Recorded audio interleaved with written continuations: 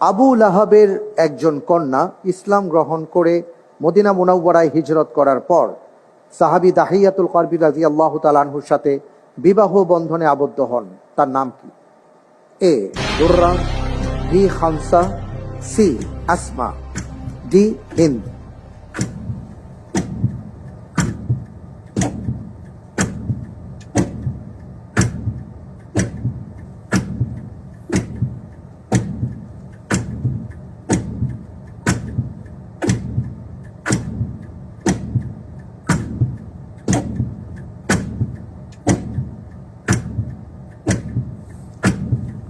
চাইলে লাইফলাইন ব্যবহার করতে পারেন, আর যদি মনে করেন না ইনশাআল্লাহ আপনি বলতে পারবেন আলহামদুলিল্লাহ।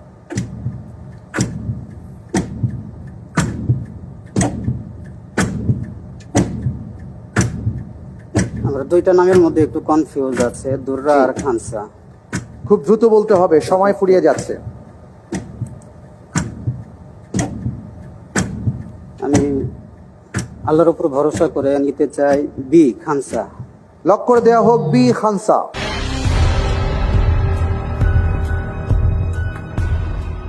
আবু লাহাব এবং উম্মে জামিলের কন্যা তিনি ছিলেন। তার প্রথম স্বামী কাফির অবস্থায় বদর যুদ্ধে নিহত হন।